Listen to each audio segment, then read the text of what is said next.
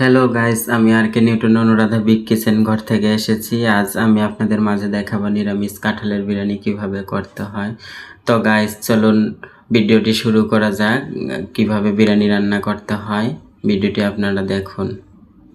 তো গাইস আমি এখানে একটি কড়াই বসালাম, কড়াইয়ে পরিমাণ মতো জল দিয়ে দিলাম বাসমতি ভাত রান্না করার জন্য। এখানে দুটো শুকনো তেজপাতা, দারচিনি, এলাচ, লবঙ্গ, পরিমাণ মতো লবণ দিয়ে দিলাম যাতে ভাত সিদ্ধ হলে ভাতের ভিতর লবণটা যায়। তারপর একটু সরষের তেল দিয়ে দিলাম, ভিজানো বাসমতি চালটি আমি দিয়ে দিলাম।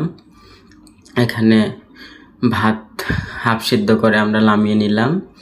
ভাতটি নামিয়ে আমরা কিছুক্ষণ রেখে দেবো জল ঝরার জন্য। তো কাঁঠাল সিদ্ধর জন্য আমি একটা কড়াইয়ে জল পরিমাণ মতো দিয়ে দিলাম, একটু হলুদের গুঁড়ো, একটু লবণ দিয়ে দিলাম। তারপর কাঁঠালটি দিয়ে দিলাম। ফুটানো পর্যন্ত আমরা এটাকে অপেক্ষা করব যাতে কাঁঠালের কষটা বের হয়ে যায়। তো গাইস কাঁঠাল বলক চলে এসেছে, ফুটন্ত হয়ে গেছে। এখন আমরা গরম করা সরষের তেলে কাঁঠালটিকে লালচে করে বাদামি কালার করে ভেজে নেব। ভাজা হয়ে গেলে আমরা বিরিয়ানি বসানোর জন্য প্রস্তুত নিব।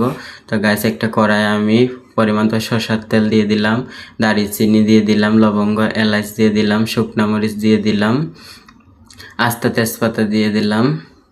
তো এখানে আমি বিরিয়ানি পেস্ট করার জন্য বিরিয়ানি মিক্সড মশলা নিয়ে নিয়েছি, আদা পেস্ট নিয়ে নিয়েছি, কাশ্মীরি লাল লঙ্কার গুঁড়ো নিয়ে নিচ্ছি।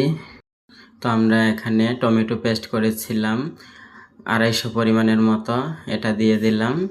তারপর ঝালের জন্য একটু লাল মরিচ ইউজ করলাম, হালকা পরিমাণের কাশ্মীরি লাল লঙ্কার গুঁড়া যাতে বিরিয়ানির কালারটা সুন্দর হয় সেজন্য আমরা দিয়ে দিলাম। অল্প পরিমাণের লবণ দিয়ে দিলাম। তারপর পরিমাণ মতো অল্প একটু চিনি দিয়ে দিলাম, কারণ নিরামিষ রান্নায় চিনি একটু ব্যবহার করতে হয় গাইস। তাই আমরা ভালোভাবে এটি তেল ছাড়া পর্যন্ত কষিয়ে নিলাম। কষিয়ে আমরা ভাজানো কাঁঠালগুলো দেখেন গাইস কি সুন্দরভাবে ভাজানো কাঁঠালটি আমরা দিয়ে দিলাম। দিয়ে ভালোভাবে একটু নেড়ে চেড়ে তেল ছাড়া পর্যন্ত আমরা এটাকে অপেক্ষা করব। তো দেখুন গাইস নিরামিষ কাঁঠালের বিরিয়ানি কীভাবে রান্না করতে হয়। কাঁঠালটি হয়ে গেছে, এখন আমরা রান্না করা বাসমতি ভাতটা দিয়ে দিলাম, এটাতে দিয়ে ভালোভাবে নেড়ে চেড়ে নেব যাতে ভাতের সাথে মশলাটা কাঁঠালটা মিক্সড হয়ে যায়। তা আমরা এখানে ভালোভাবে কাঁঠালটিকে ভাতের সাথে মিক্সড করে নিলাম। মিক্সড করে নিয়ে আমরা 15 মিনিট এটাকে লো ফ্লেমে রেখে দেব যাতে ভাতের সাথে মিশে যায় গায়ে লাগানো মশলাগুলো।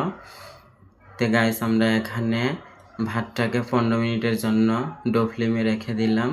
তো গাইস 15 মিনিট হয়ে গেছে, আমাদের মজাদার নিরামিষ কাঁঠাল বিরিয়ানি রান্না হয়ে গেছে। দেখুন গাইস কত সুন্দর কালার দেখা যাচ্ছে, একবারে তরিতাজা, কি সুন্দর লাগছে। তো গাইস আমাদের বিরিয়ানি রান্না করা হয়ে গেছে। এভাবে নতুন নতুন ভিডিও পেতে আপনারা আমাদের পেজে ফলো করে আমাদের পাশে থাকবেন। তো গাইস নিরামিষ কী ধরনের রান্না আপনারা পেতে চান আমাদেরকে কমেন্ট করে অবশ্যই জানাবেন, আমরা আপনাদেরকে দেখানোর জন্য সুযোগ করে দেব।